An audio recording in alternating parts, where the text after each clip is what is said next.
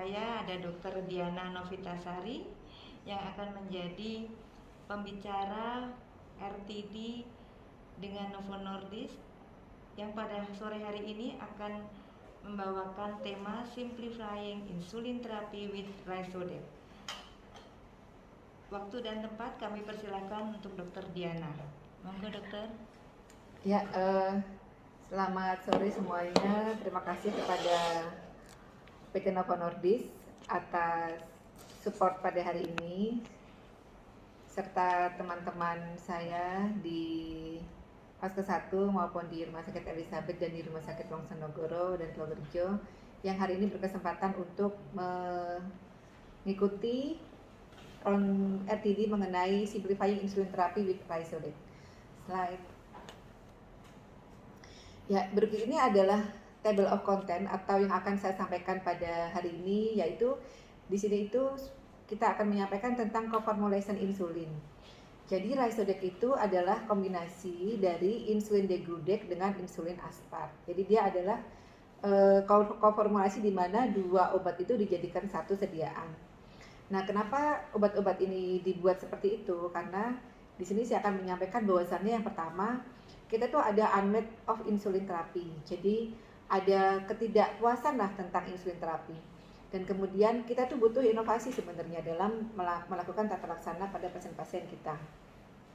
Selain itu, ini akan disampaikan juga yang ketiga adalah mengenai koformulasi dari IDEC aspart. Yang keempat adalah bagaimana kita memulai insulin terapi dengan IDEC aspart. Dan yang kelima adalah clinical usage-nya. Slide. Ini adalah di mana problem ini berawal, yaitu yang pertama adalah slide. Yang pertama adalah bahwasannya diabetes itu prevalensinya adalah cukup tinggi Bapak Ibu semua, termasuk di Indonesia ini angka kejadiannya adalah 9,2% dari penduduk Indonesia ini menderita diabetes mellitus. Ini adalah PR besar buat kita untuk lebih memperbaiki kualitas hidup dari pasien-pasien diabetes kita.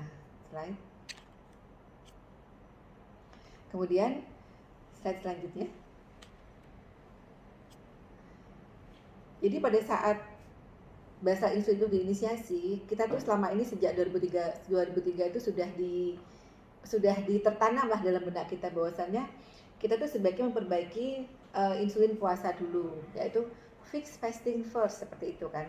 Jadi kemudian pada saat pemakaian basal insulin ini muncul, jadi kita tuh di teori-teori sebelum itu menyatakan pokoknya perbaiki dulu basal deh, perbaiki insulin puasa dulu dengan basal insulin supaya kedepannya akan terjadi perbaikan A1C. Tapi pada kenyataannya itu dengan inisiasi basal insulin itu masih lebih dari 70% pasien loh yang gagal dengan mencapai A1C yang ditargetkan. Slide.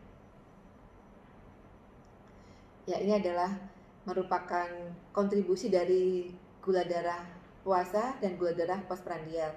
Tampak di sini bahwasannya dari pasien Asia, gula darah prandial atau gula darah setelah makan itu sebenarnya dia berkontribusi loh dengan secara equal atau secara seimbang dengan gula darah puasa.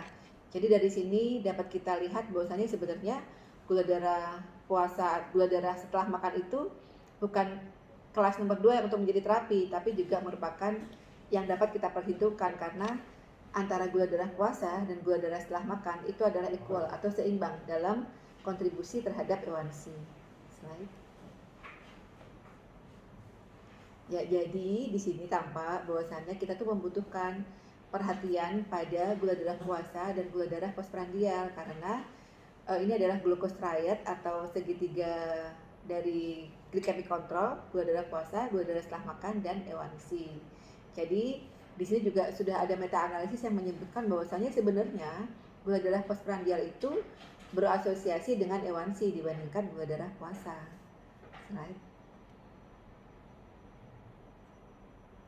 Slide ini menunjukkan bahwasannya banyak target dari gula darah puasa itu yang tidak tercapai. Dan dengan tidak tercapainya gula darah puasa yang dengan baik, maka A1C juga akan tidak tercapai dengan baik. Dan yang kedua adalah menunjukkan bahwasannya kontribusi dari gula darah prandial pada A1C. cukup tinggi yaitu 94%. Slide ini menunjukkan bahwasannya glycemic control itu sering terjadi karena adanya intensifikasi dari basal insulin. Jadi untuk pasien-pasien kita nih yang sudah mendapatkan basal insulin itu nggak terus udah dapat basal insulin deh, monggo diteruskan, bukan seperti itu ya Bapak Ibu. Jadi kalau kita mendapatkan pasien dengan basal insulin, maka kita harus melakukan intensifikasi juga. Jadi kita menginisiasi dengan basal insulin dan kita kemudian mengintensifikasi. Dari sini tampak ternyata intensifikasi dari obat-obatan insulin ini adalah lambat, di mana 60% pasien itu tidak di-switch menjadi intensifikasi menjadi prandial atau premix. Dan intensifikasi yang lanjutnya juga 14% itu switch ke premix. Ini merupakan slide yang menunjukkan bahwasannya kalau kita melakukan intensifikasi dari basal ke basal bolus itu sangat kompleks. Makanya kenapa kok banyak pasien-pasien itu mungkin banyak dari kita dokter-dokter juga mager. Kalau misalnya pasien sudah dapat basal insulin diteruskan basal insulin terus seperti itu. Padahal sebenarnya kita harus melalui tahapan-tahapan ini, yaitu OAD dulu, kemudian basal insulin dan OAD, kemudian basal insulin dan aspart, basal insulin, aspart dan OAD, kemudian basal insulin, aspart 2 kali sehari dan OAD, atau basal insulin dan aspart 3 kali sehari dan OAD. Tapi hal ini membutuhkan waktu untuk edukasi, membutuhkan keterampilan pasien juga dalam mengatur waktu untuk injeksi, sehingga mungkin ini sering kita abaikan, yaitu kita mengabaikan untuk melakukan intensifikasi pada pasien-pasien kita.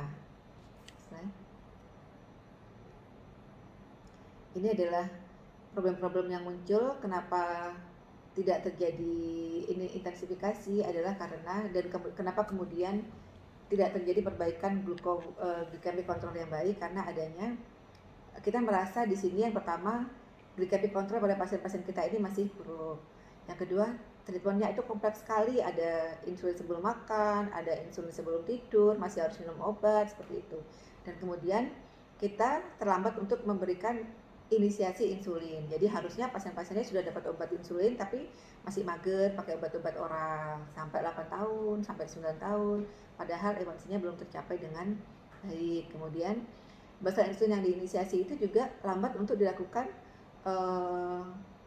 intensifikasi, sehingga terjadi 70% pasien itu gagal untuk mencapai target A1C kurang dari 7.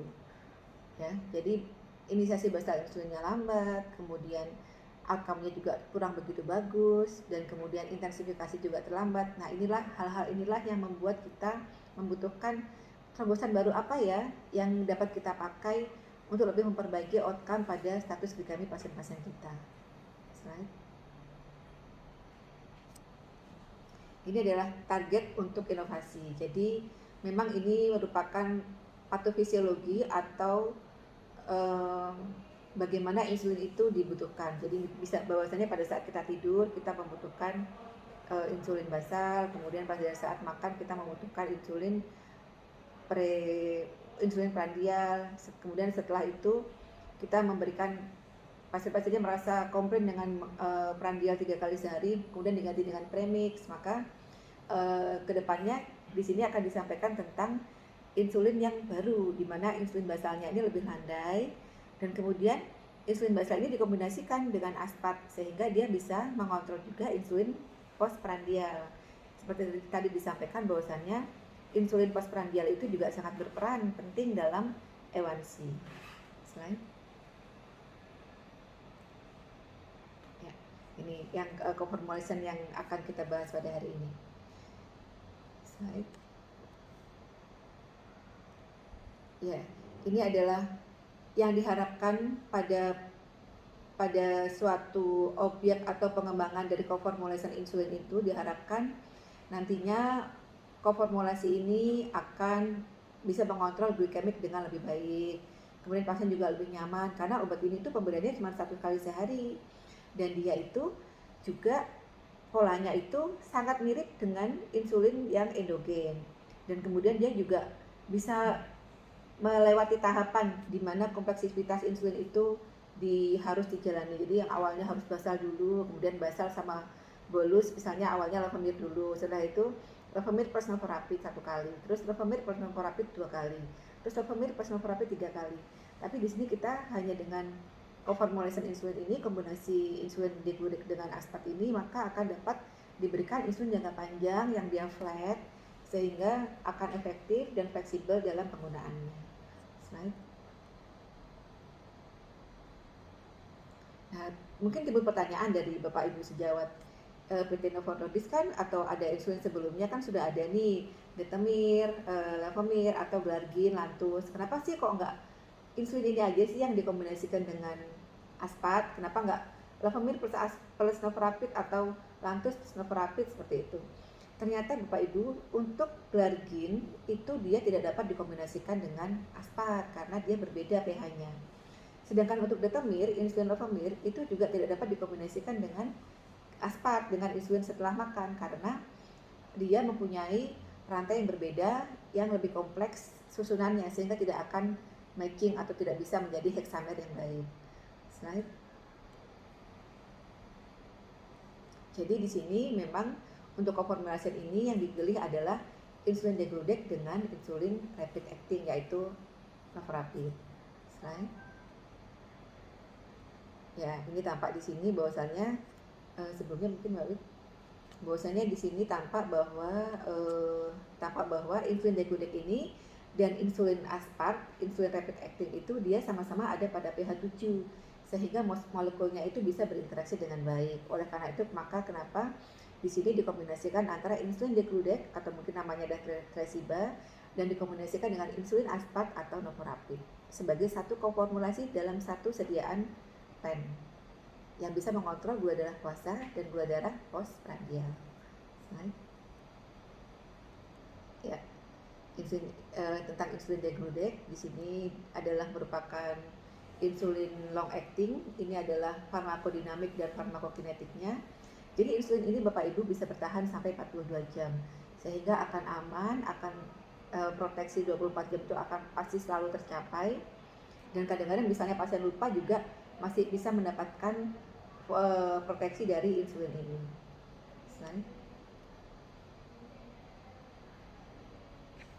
Ini adalah evidence tentang perbandingan antara insulin degludec atau Tresiba dengan insulin Glargin atau Lantus, baik Lantus XR maupun Lantus yang biasa. Tampak di sini adalah diteliti dari 7 studi, tampak keunggulan dari insulin degludec ini dibandingkan dengan komparatornya. Ya, baik dalam sisi dosis, dari sisi hipoglikemia juga lebih minimal, dari sisi perbaikan outcome dari gula darah puasa lebih baik juga, A1C-nya juga lebih tercapai dengan sesuai dengan target. Slide. Ya, ini saya sampaikan mengenai kombinasi dari Ryzodec yaitu koformulasi atau kombinasi dari insulin long acting dan insulin acting, short acting. Jadi kalau misalnya kita menyatukan dua insulin dalam satu sediaan itu adalah hal yang inovasi yang cukup baik dan lebih efektif untuk pasien-pasiennya. Slide. Ya, slide selanjutnya. Jadi di sini tampak bahwasannya dengan adanya basal bolus regimen ini maka akan melewati atau bisa pasien itu nggak harus dengan tahap-tahap awal dulu, bisa langsung intensifikasi dari kita memberikan langsung ke insulin prandial dan insulin postprandial. Jadi dengan memakai Ryzodec ini maka kita akan langsung bisa mengontrol gula darah baik puasa maupun gula darah postprandial. Dan kemudian dibandingkan dengan premix atau insulin yang 2 kali sehari, co-formulation ini akan menghilangkan efek soldier joint, soldier effect. Jadi soldier effect itu kondisi hipoglikemi pasien pada jam-jam tertentu karena pemberian dari insulin mix. Dan kemudian co-formulation ini adalah merupakan kombinasi yang benar-benar ultra long basal insulin dengan bolus insulin dalam satu sediaan, sehingga akan simple regimennya dan akan mengurangi penyuntikan. Kadang-kadang pasien merasa, dokter saya harus suntik, mau makan suntik, mau tidur suntik. Nah dengan ini cukup mau makan yang paling besar pasien suntik, udah sekali aja. Ya, slide. Ini merupakan slide tentang koformulasi insulin degludec dengan insulin rapid analog, yaitu Ryzodec yang setelah disebutkan tadi, bahwasannya isinya itu adalah 70% insulin jangka panjang atau degludec ditambah dengan 30% insulin yang rapid, dan dia ada dalam satu soluble pen tanpa harus tidak seperti Novomix atau Humalog mix yang warnanya keruh sehingga harus diputar dulu, tapi kalau yang ini adalah dia bening. Slide. Nah, sekarang dapat nggak ya, kira-kira bisa nggak ya insulin Ryzodec ini bisa memenuhi ketidakpuasan teman-teman atau tidak bisa memenuhi ketidakpuasan pasien-pasien terhadap perbaikan outcome dari gula darah. Jadi di sini glycemic control yang kurang cepat dan kemudian treatment yang kompleks akan terjawab dengan Ryzodec. Slide. Nah, sekarang bagaimana ya kita memulai insulin coformulation ini, penggunaannya bagaimana? Ya, akan dijelaskan pada slide berikut ini. Slide. Ya.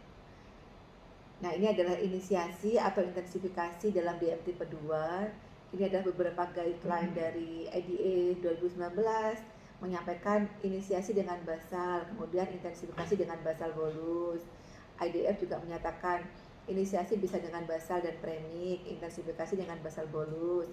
Australian Diabetes juga menyebutkan seperti itu. Jadi memang kita tidak hanya satu guideline saja yang menyebutkan harus basal dulu, pokoknya harus basal saja, tidak seperti itu ya.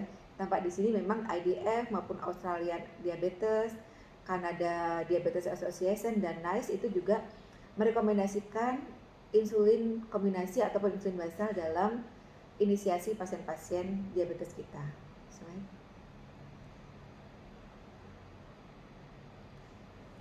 Ini adalah pilihan kalau kita ingin melakukan inisiasi insulin. Jadi kalau misalnya basal insulin itu kadang-kadang memang dia bisa mengontrol gula darah puasa, dan kemudian juga gampang, sekali sehari cukup Pak, seperti itu Bu, seperti itu. Premik juga dia bisa mengontrol gula darah puasa dan prandial. Kemudian pemberiannya bisa 2 kali, bisa 1 kali, bisa 3 kali, jadi lebih simpel dibandingkan dengan basal bolus. Cuman durasinya juga bisa 24 jam. Tetapi dengan coformulation ini, apa keunggulannya? Dengan coformulation ini, baik gula darah puasa maupun gula darah postprandial itu akan tercover. Terus dosisnya adalah one daily dose, cukup 1 kali saja. Dan kemudian juga tidak adanya soldier effect yang kita temui pada pemakaian insulin premix. Ya, ini adalah IDEC aspart untuk insulin inisiasi atau Ryzodec untuk inisiasinya itu bagaimana. Slide. Ya, slide lagi. Silakan. Ya. Ini merupakan perbandingan penelitian untuk membandingkan. Kadang-kadang kan image-nya pasien atau image-nya teman-teman kalau insulin basal tuh ya pakainya Glargine atau Lantus seperti itu. Maka kita tuh ingin melihat apakah Ryzodec ini, di mana yang digunakan adalah insulin degludec, itu apakah kekuatannya sama nggak ya dengan insulin Glargine. Jadi dibikinlah suatu penelitian yang membandingkan pemberian IDEC aspart atau Ryzodec dibandingkan dengan Lantus. Kelompoknya dibagi 2. Hasilnya adalah slide. Ya, tampak di sini bahwa dari sisi perbaikan A1C, Ryzodec tidak lebih inferior daripada Glargine. Dari sisi perbaikan gula darah puasa, Ryzodec itu sama dibandingkan dengan Glargine. Dan juga dalam variabilitas dari glukosa darahnya, itu juga tampak bahwa di sini IDEC aspart itu lebih baik daripada Glargine. Slide. Oke, slide selanjutnya. Oke, jadi di sini baik dalam A1C, dalam gula darah postprandial, dalam gula darah itu adalah tidak lebih inferior, malah lebih superior dari Glargine. Dan untuk gula darah prandial puasanya itu adalah similar karena memang sama-sama dibandingkan dengan Glargine dan degludec. Dan resiko untuk hipoglikeminya ternyata lebih rendah untuk Ryzodec ini, walaupun padahal pada Ryzodec ini ada kombinasi dari insulin setelah makan. Slide. Jadi ini adalah hasil kesimpulan dari penelitian tadi, di mana untuk populasi atau grup yang memperoleh perbaikan target dari perbaikan untuk A1C itu adalah 2 kali adik aspat lebih unggul daripada glargine. Dan untuk resiko hipoglikemi juga 2 kali Rhizodec lebih aman daripada glargine 100. Maka di sini Rhizodec tidak lebih inferior, bahkan superior dalam memperbaiki glycemic target, tapi hipoglikeminya adalah lebih aman. Slide.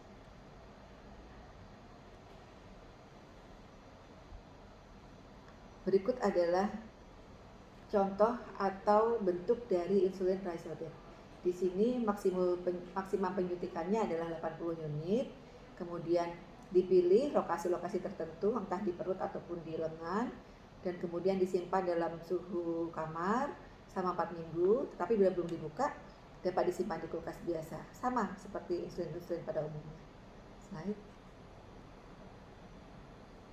Ini adalah inisiasinya, yaitu diberikan 1 kali sehari sebelum makan. Ya, misalnya makannya yang paling banyak siang, ya udah sebelum makan siang. Kalau misalnya itu saya makannya malam, soalnya pagi sama siang saya kerja nggak sempat makan, ya udah sebelum makan malam, seperti itu. Dan kemudian dosis awalnya yang direkomendasikan adalah 10 unit dulu, dan kemudian naik bertahap seminggu 2 kali. Dan kemudian di sini tampak bahwasannya dosis itu akan dinaikkan atau diturunkan sesuai dengan kebutuhan pasien-pasien itu. Jadi masing-masing pasien itu bervariasi. Dan ini adalah contoh dari, misalnya kalau kita mau merubah nih Bapak Ibu, kita mau merubah dari insulin basal ke insulin Rhizodec, maka kalau untuk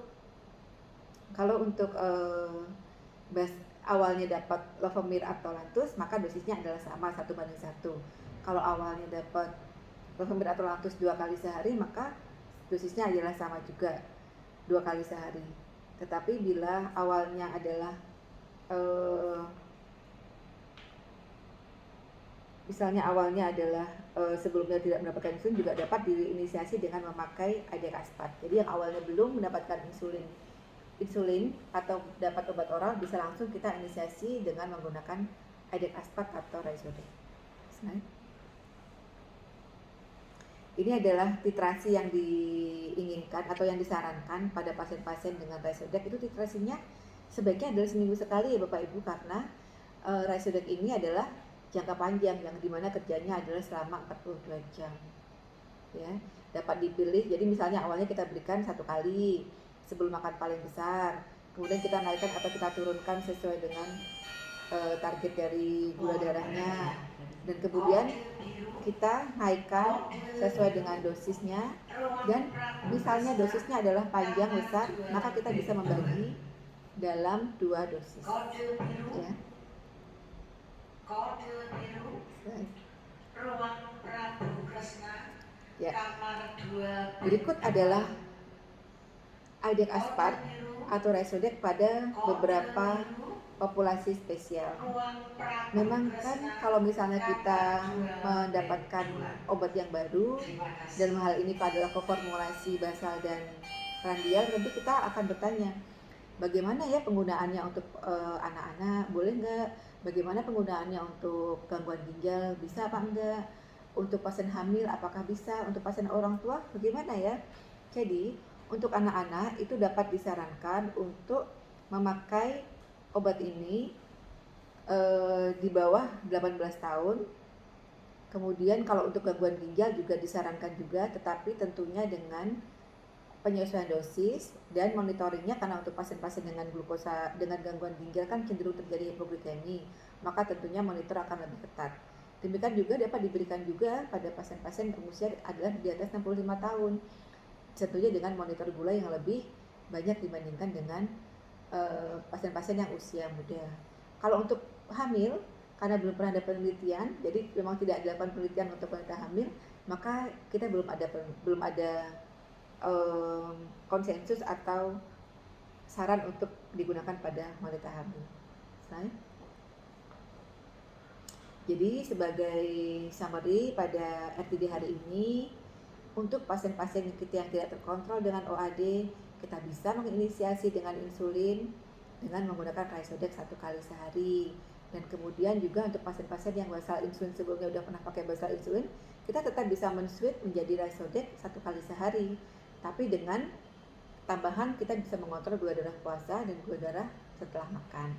Jadi dari sini Ryzodec ini merupakan obat baru yang akan membuat lebih simpel dari pemakaian insulin pada pasien-pasien kita, dan dengan hasil yang lebih maksimal atau lebih baik untuk pencapaian A1C-nya dan untuk hipoglikemi yang lebih rendah sehingga aman.